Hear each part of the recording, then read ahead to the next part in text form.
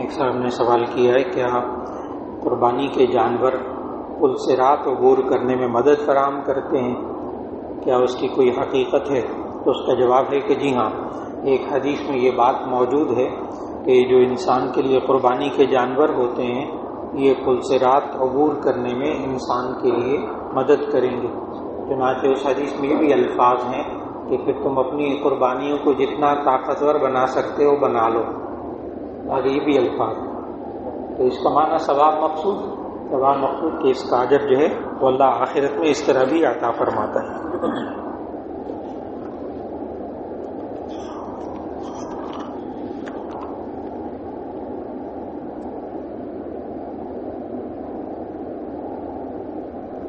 ایک صاحب نے پوچھا ہے کہ ایک لڑکے کی منگنی ہو گئی ہے اور لڑکی اور لڑکا دونوں راضی ہیں، لیکن اب لڑکی کے گھر والے راضی نہیں ہو رہے، تو کیا اس صورت میں شادی کے وقت جب اس صورت میں کسی کو بتائے بغیر نکاح کر لیں تو کیا یہ جائز ہوگا کہ نہیں؟ اور جب شادی ہو جائے، اگر بالکل شادی ہو جائے بعد میں تو نکاح کا وقت ہو تو اس وقت نکاح پر نکاح جائز ہوگا؟ تو اس کا جواب یہ ہے کہ نکاح پر نکاح جو ہے وہ اور چیز ہے، وہ تو ناجائز ہے۔ نکاح پر نکاح وہ ناجائز ہے، یہ دو لفظ الگ الگ سمجھنے۔ نکاح پر نکاح بالکل ناجائز ہے، لیکن تجدید نکاح یہ جائز ہے۔ اب میں دونوں کو فرق بتاؤں گا۔ ایک لڑکی کا نکاح ہو گیا، شادی ہو گئی، نکاح ہو گیا، پھر ابھی اس شوہر نے طلاق نہیں دی کہ ماں باپ اس لڑکی کا نکاح کہیں اور کرا دیں، اس کو کہتے ہیں نکاح پر نکاح، اور یہ ناجائز ہے، حرام ہے، اور وہ دوسرا نکاح ہوگا ہی نہیں، وہ نکاح باطل ہے، ہوگا بھی نہیں، اور جو کرے تو اس کو گناہ کبیرہ ہوگا، حرام ہے یہ کرنا۔ ایک کا نکاح ہو گیا، ابھی رخصتی نہیں ہوئی، طلاق بھی نہیں ہوئی، یہ عام طور پر ہو رہا ہے معاشرے میں، رخصتی بھی نہیں ہوئی اور طلاق بھی نہیں ہوئی، وہ کہتے ہیں ہم کہیں اور اس کی شادی کر دیتے ہیں، ابھی صرف نکاح ہی ہوا ہے نا، یہ نکاح پر نکاح حرام اور ناجائز۔ اور یہ جو انہوں نے بات پوچھی ہے نا کہ اس صورت میں لڑکا اور لڑکی باہر نکاح کر لیں ماں باپ کی اجازت کے بغیر، باہر نکاح کرنے کی دو صورتیں ہوتی ہیں، ایک یہ کہ چھپ کر، یعنی ماں باپ سے نہ بتائیں اور کہیں بھی مولانا صاحب کو لے لیں، نکاح فارم پر کریں اور ایجاب و قبول کر لیں اور نکاح کر لیں، بس یہ ہے، خود باہر نکل کر نکاح کر لیں، کسی بھی مسجد میں، کسی بھی گھر میں دوست احباب کو اکٹھا کر کے نکاح کر لیں، ایسا نکاح جائز ہے، یہ نکاح ہو جائے گا۔ لیکن اگر ماں باپ کی اجازت کے بغیر، ماں باپ کی دعائیں لیے بغیر، اگرچہ حدیث موجود ہے کہ من نکاح بغیر اذن ولیہا فنکاحہا باطل باطل باطل، کہ جو ولی کی اجازت کے بغیر نکاح کرے تو نکاح باطل ہے، تو یہ علماء اور محدثین لکھتے ہیں کہ یہ تب ہے جب غیر کفو میں کرے، یعنی اس کا ہم پلہ رشتہ نہ ہو، تو اسی صورت میں بغیر ولی کی اجازت کے درست نہیں ہوگا، گناہ ہوگا۔ لیکن اگر یہ ماں باپ کی، لڑکے اور لڑکی والے ماں باپ کی اجازت کے بغیر کہیں نکاح کر لیں گے، جوان لڑکا اور لڑکی، تو قانون بھی یہ کہتا ہے کہ نکاح ہو گیا اور شریعت بھی کہتی ہے کہ نکاح ہو گیا، لیکن ایسے عمل سے بچنا چاہیے، ایسے عمل سے بچنا چاہیے، اس لیے کہ یہ نکاح عموماً کامیاب نہیں ہوتے، عموماً کامیاب نہیں ہوتے، کیونکہ ماں باپ کی دعائیں اس میں شامل نہیں ہوتی، ماں باپ ناراض رہتے ہیں، بہت کم ماں باپ راضی ہوتے ہیں ایسے موقعوں پر۔ اس لیے نوجوانوں کو ذہنی تربیت کیجیے کہ یہ ماں باپ کی اجازت کے ساتھ شادی کریں، ان کی مرضی، اور ماں باپ کو بھی چاہیے کہ لڑکا اور لڑکی کہیں راضی ہوں، کہیں چاہتے ہوں تو ماں باپ تعاون کریں، ماں باپ تعاون کریں، اس حد تک ماں باپ جانے ہی نہ دیں۔ ایک تو یہ تو ہے نکاح پر نکاح، کہ اگر نکاح ہوا ہے کہیں، پھر اگر نکاح کیا جائے تو وہ تو حرام ہے۔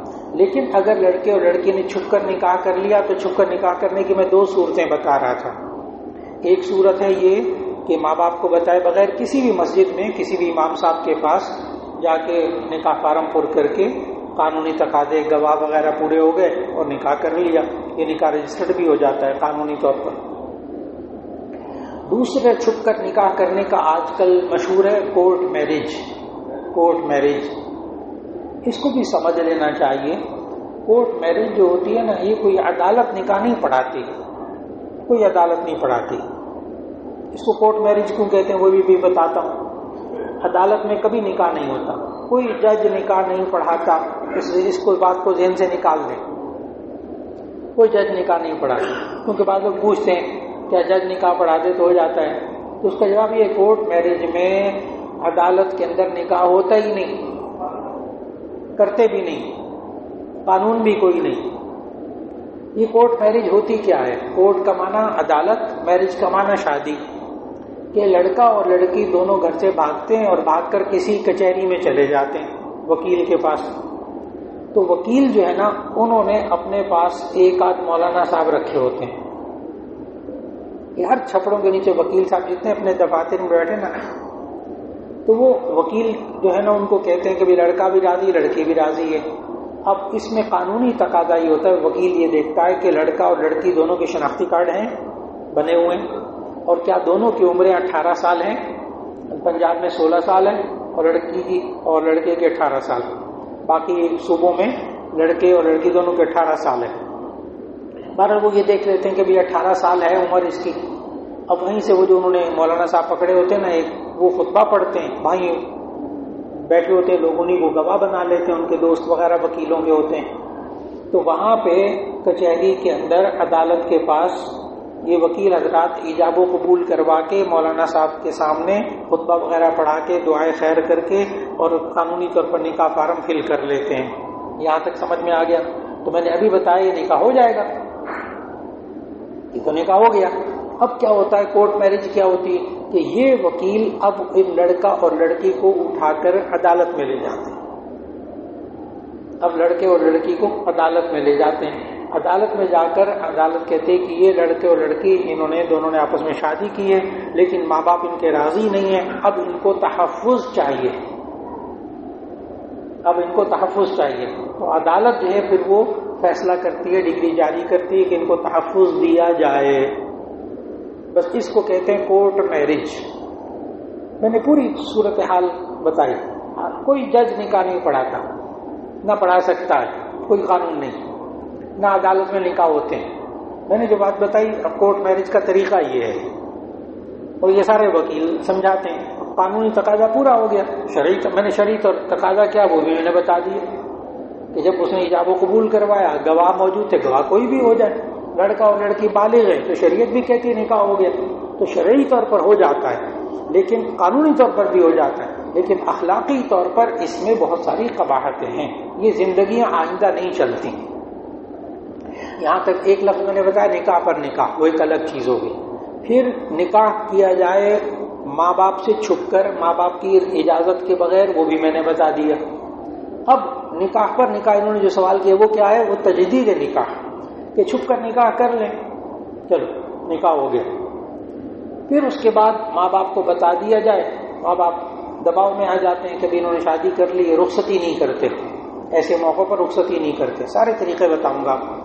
تو پھر اس کے بعد وہ ماں باپ پر دباؤ پڑتا ہے، ماں باپ کہتے ہیں دیکھو ہماری ناک کٹ جائے گی، ہم باقاعدہ شادی کرتے ہیں، چنانچہ پھر وہ شادی ہوتی، باقاعدہ جناب مہمان آتے ہیں، کھانا وانا پکتے ہیں، تو اس میں پھر مولانا صاحب ایجاب و قبول کرواتے ہیں۔ یہ ہے سوال اصل میں ان کا، مولانا صاحب پھر ایجاب و قبول کرواتے ہیں، اس کو کہتے ہیں تجدید نکاح، تجدید نکاح، یعنی نکاح کو نئے سرے سے کرنا۔ یہ نکاح پر نکاح بالکل نہیں ہے، تجدید نکاح جائز ہے، یہ جائز ہے۔ اگر ماں باپ دیکھیں کہ بھی حالات ایسے ہو گئے، اب انہوں نے شادی بھی نکاح کر لیا ہے، اب بتا بھی دیا، قانونی طور پر بھی سب دکھا دیا، تو ایسی صورت کے اندر وہ لوگوں کے سامنے ایک دفعہ اور نکاح کرتے ہیں تو یہ جائز ہے۔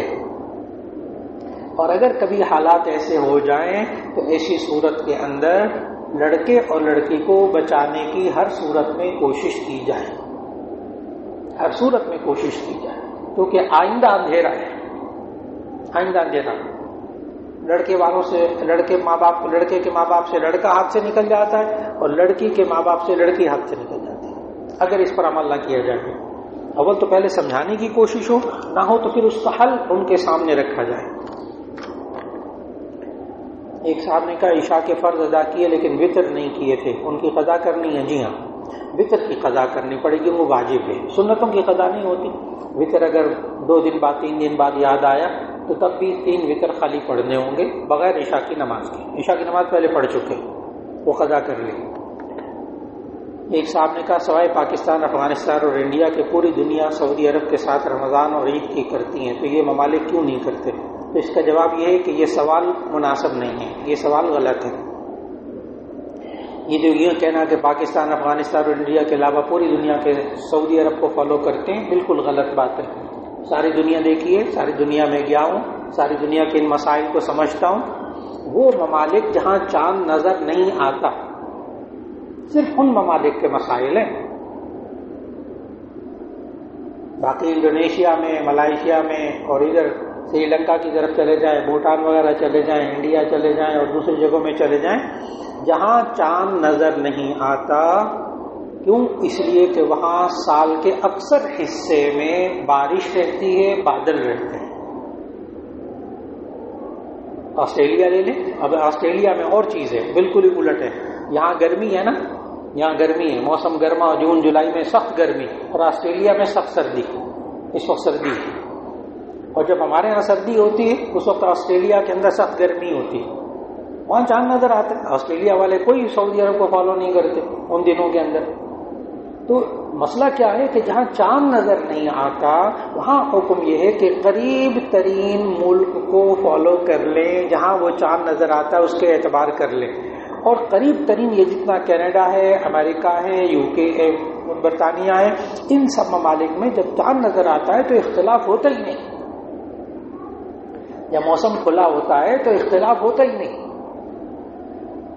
اور جہاں چاند نظر نہیں آتا زیادہ تر بادلوں کی وجہ سے، برف باری کے موسم ہوتے ہیں، بادلوں کے موسم ہوتے ہیں، چاند نظر نہیں آتا، اس وقت کہتے ہیں قریب ترین ملک۔ لیکن ان ملکوں جو قریب ترین ہوتے ہیں نا، ان میں بھی چاند نظر نہیں آتا، اس لیے وہ سعودی عرب کو فالو کرتے ہیں۔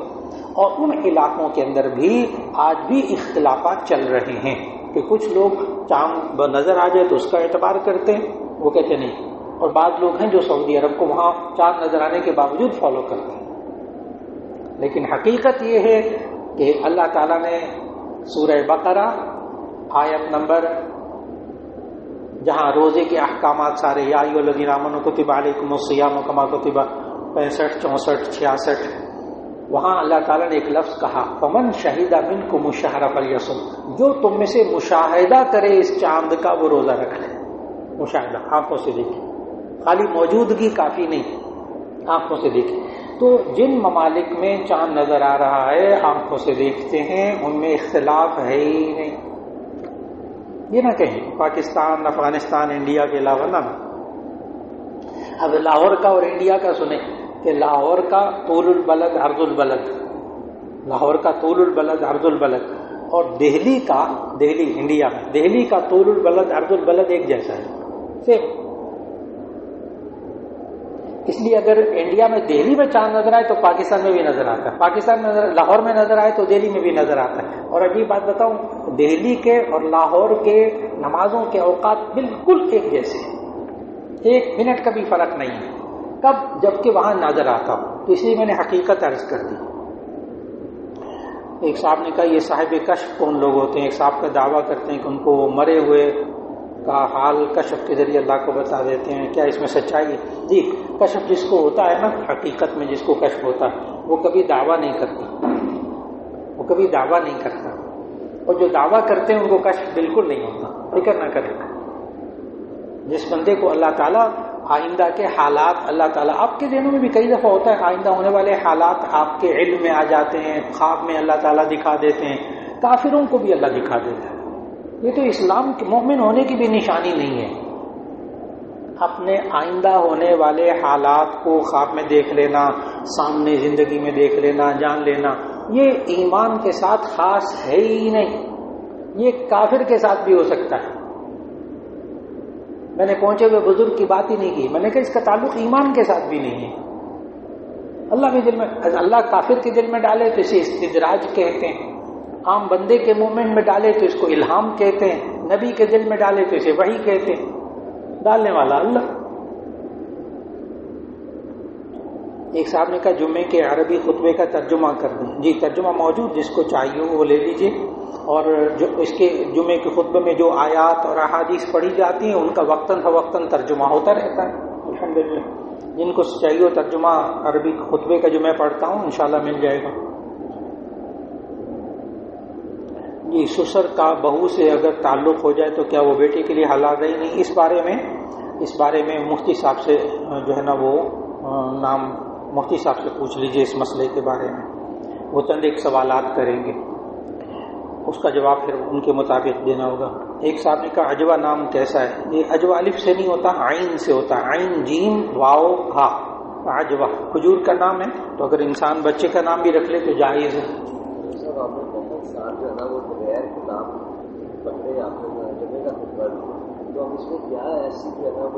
اچھا انہوں نے سوال کیا ہے. جی اچھا سوال.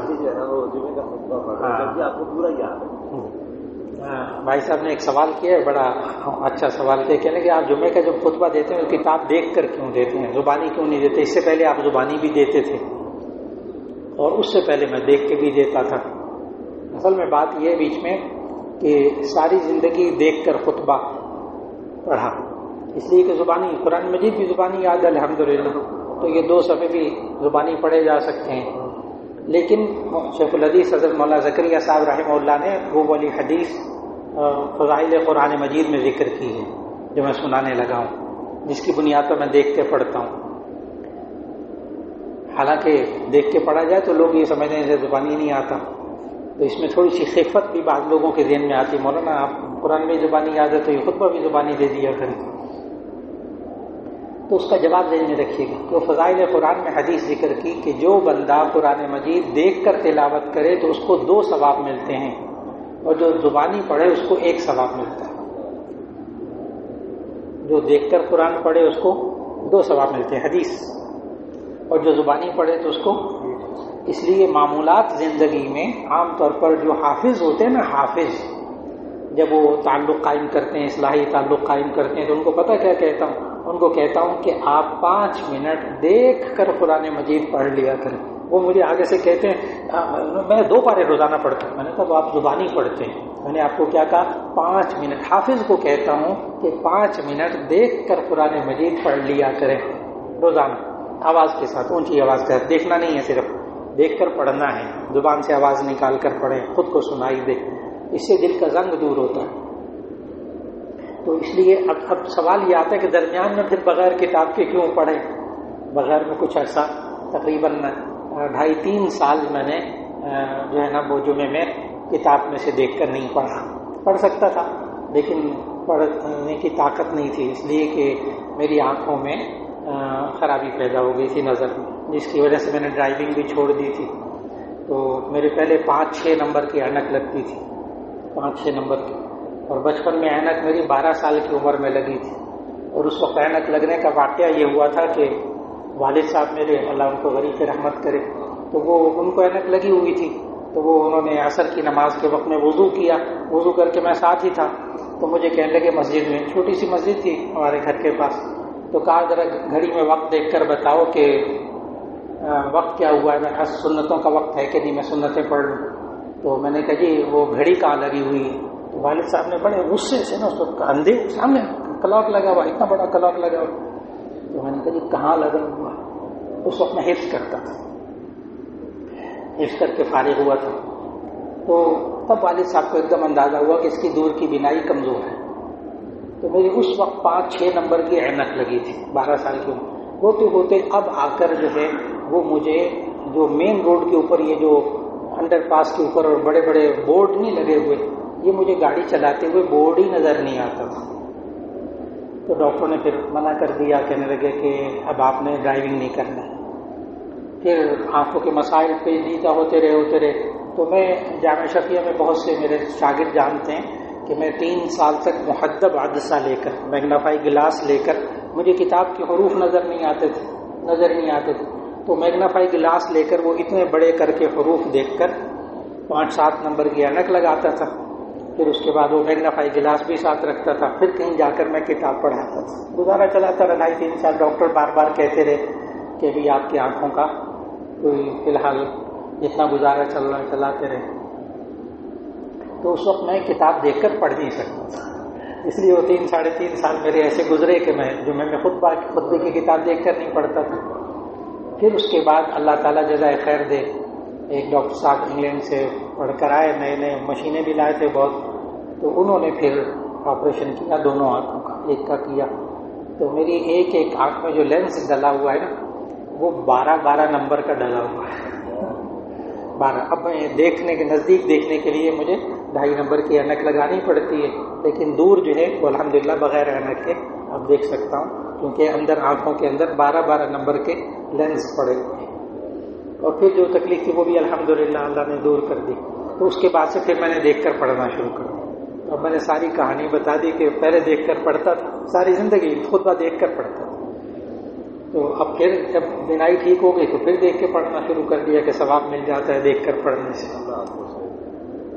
تو اللہ کا بڑا شکر ہے. ایک نبی صلی اللہ علیہ وسلم کا پہلا نکاح کس نے پڑھایا تھا؟ تو حضرت خدیجہ رضی اللہ تعالیٰ عنہ سے پہلا نکاح ہوا تھا، اور اس وقت آپ کے دادا نے خطبہ کر کے نکاح پڑھایا. بعض روایات میں آتا ہے. ایک صاحب نے کہا مولانا صاحب میرے کچھ دوستوں لاہور میں رہتے ہوئے عید الفطر پشاور والوں کے ساتھ کیسے منائی، ان کی عید ہو سکتی ہے کہ نہیں؟ اگر نہیں ہو سکتی پھر انہیں ایک روزہ کھایا ہے، پھر اس روزے کی قضا کیا ہے؟ تو اس کا جواب یہ ہے کہ بس ان کو چاہیے کہ جن علماء کو وہ پیچھے چلتے ہیں انہی علماء کے چلتے رہیں، آپ ان پر اعتراض نہ کیجیے. اس لیے کہ پشاور میں چاند ابھی بھی نظر نہیں آتا. پہلے بنو کا چاند نظر آتا تھا، اب وہ نظر آنا بند ہو گیا. وہاں بھی یہ سوچ کے لوگ موجود ہیں کہ جو سعودی عرب کو فالو کرتے ہیں، اس سوچ کے لوگ ہیں. تو ٹھیک ہے، اللہ تعالیٰ ان کے اعمال کو قبول فرمائے.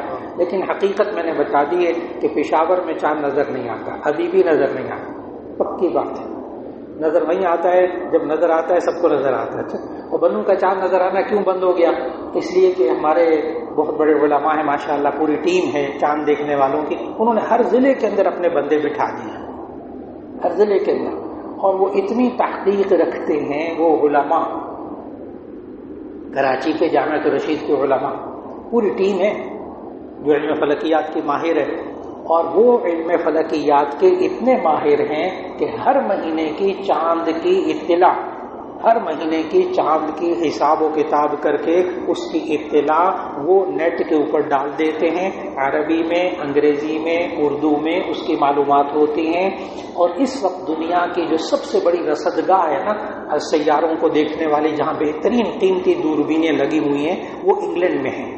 تو وہ انگلینڈ کی رصدگاہ ہر مہینے چاند کی ان کی تحقیق کی توثیق کرتی ہے، ویریفائی کرتی ہے. علماء کو کمزور نہ سمجھیے گا، علماء کو اس معاملے میں بھی کمزور نہ سمجھیے. اتنی تحقیق ہے کہ ہر دفعہ نیٹ کے اوپر پڑا ہوا ہے، آپ بھی دیکھ سکتے ہیں نیٹ کے اوپر پڑا ہوا ہے. تو اس لیے وہاں اتنی دنیا ترقی کر گئی. اور یہ ذہن میں رکھیں اچھی طرح، جب ان کی تحقیق ہوتی ہے وہ کیا کہتے ہیں چاند پیچھے ہے ہی نہیں، دکھائی دینے کے قابل ہی نہیں ہے. پھر کہتے ہیں عید ہو گئی. تو بہت سیدھی سی بات ہے. بیچ میں نے اصل بات بھی بتا دی. اصل بات کیا ہے؟ سعودی عرب کو فالو کرنا ہے، جو درست نہیں ہے.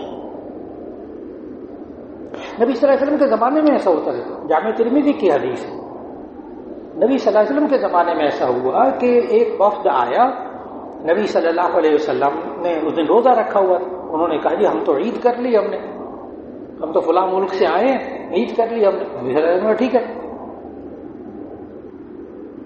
تو اختلاف مطالع کا اعتبار بڑی آسانی سے، جہاں کہیں کسی کو چاند نظر آ جائے کر لو بس. ایک صاحب نے کہا بینک سے قسطوں پر گھر یا پلاٹ لیا اور نیت یہ ہے کہ اس کو سیل کرنا ہے، جب پروفٹ ملے تو اس پر کیا زکوٰۃ فرض ہوتی ہے؟ تو اس کا جواب یہ، بینک سے اگر حرام سود پر قسطوں پر گھر لیا تو یہ حرام کام ہے، ناجائز ہے، توبہ اور استغفار کرنی ہوگی. اگر سیل کر دیا اس کی جو پروفٹ ہوگی بھرپور کوشش کیجئے، کیونکہ آپ نے اس پر سود دیا ہے نا، سود دیا ہے، لیا نہیں ہے، اس پر آپ نے سود دیا ہے. تو ایسی صورت کے اندر جب پروفٹ ملے تو وہ آپ مالک ہوں گے اس کی، اس پر سال جب گزرے گا زکوٰۃ فرض ہو جائے گی، لیکن پھر توبہ اور استغفار کرنی پڑے گی.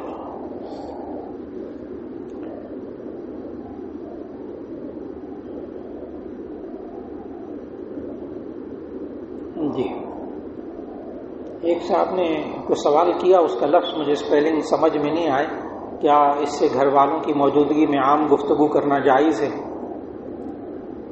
جی یہ لفظ نہیں پڑھا جا رہا ہے، کیا لفظ ہے تاکہ میں جواب دے سکوں۔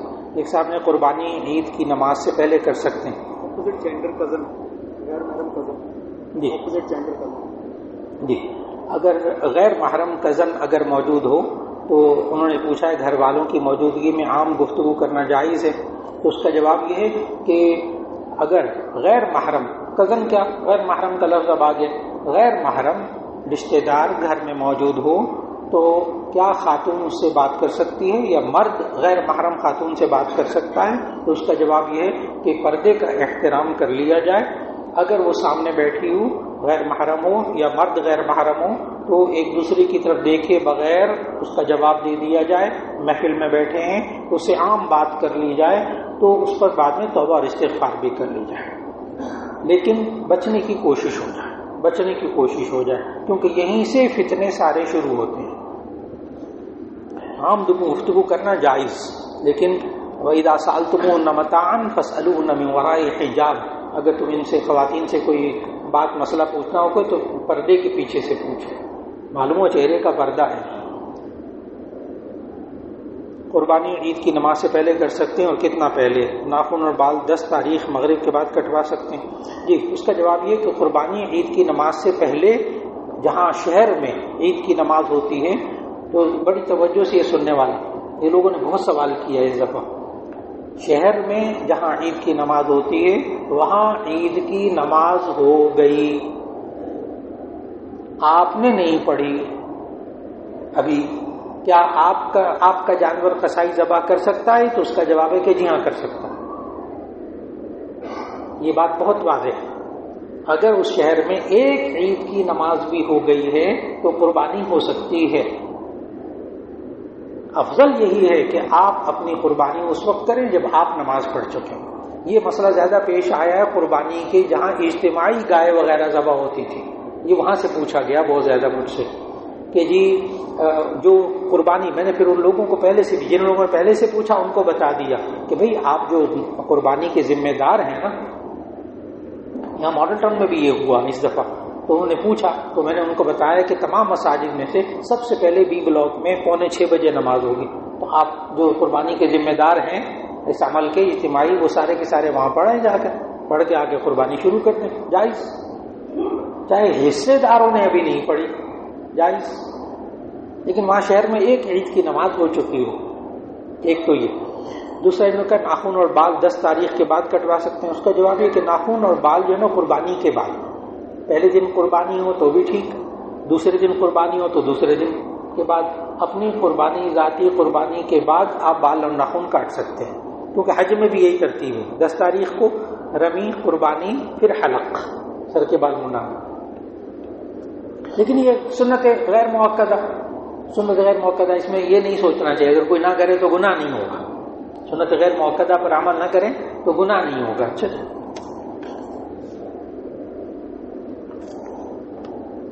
ایک سال خاتون کے پاس صرف 5 تولے سونا ہے اور مہنگے کام والے سوٹ شادی پر پہننے کے لیے موجود ہیں، جی بس آسان سی بات یہ ہے کہ اگر 5 تولے سونا موجود ہے اور ضرورت سے زائد سامان موجود پڑا ہوا ہے اور وہ 80,000 85,000 کے قریب پہنچتا ہے تو اسی صورت میں قربانی واجب ہو جائے گی، زکوٰۃ نہیں، زکوٰۃ جو ہے اس میں کپڑے وغیرہ شامل نہیں ہوتے، زائد کپڑے زائد سامان شامل نہیں ہوتا۔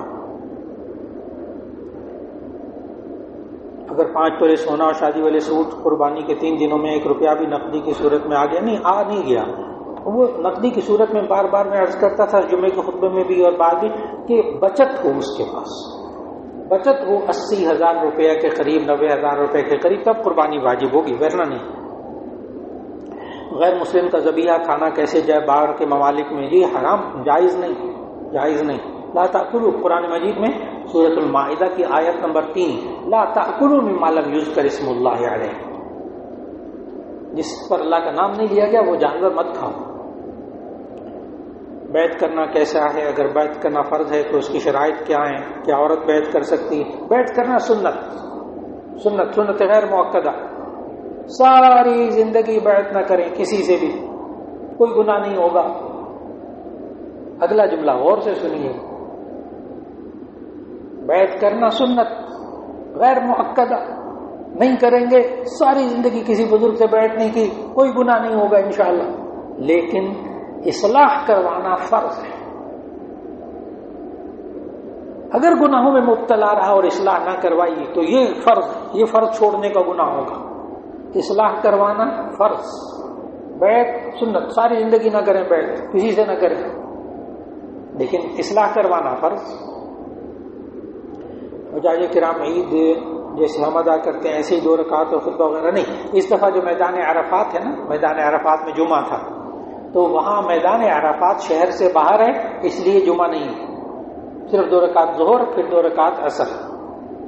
نبی صلی اللہ علیہ وسلم نے بھی جب حج کیا تھا نا، ایک حج، اکیلا حج، ایک سن 9 ہجری میں حج فرض ہوا، تو ایک حج کیا اور وہ بھی حج جمعے کو تھا، تو نبی صلی اللہ علیہ وسلم نے جمعہ نہیں پڑھا ظہر کی نماز، کیونکہ وہ شہر سے باہر ہے۔ درود شریف بغیر وضو کے پڑھ سکتے ہیں؟ جی ہاں پڑھ سکتے ہیں، لیکن بھرپور کوشش کیجئے کہ وضو کر کے پڑھ لیں۔ جو حضرات کاروبار کرتے ہیں ہر سال ٹیکس نہیں دیتے تو کیا اس کا گناہ ہوگا؟ اگر ہوگا تو گناہ کا کیا درجہ، کبیرہ یا صغیرہ؟ تو اس کا جواب یہ ہے کہ اطیعوا اللہ واطیعوا الرسول واولی الامر منکم، تم اللہ کی اطاعت کرو، رسول کی اطاعت کرو، اور اپنے پیسے جو ذمہ دار ہے اس کی اطاعت کرو۔ اس لیے قانونی طور پر جتنا ہو سکے ٹیکس ادا کرنے کی کوشش کیجیے، یہ اولی الامر ہے، اور زکوٰۃ اور چیز ہے، ٹیکس اور چیز ہے۔ یہ کافی سارے سوال، اب اس وقت اجازت چاہوں گا، یہ سوال محفوظ کر لیجیے، یہ پھر انشاءاللہ آئندہ ملاقات۔ السلام علیکم ورحمۃ اللہ۔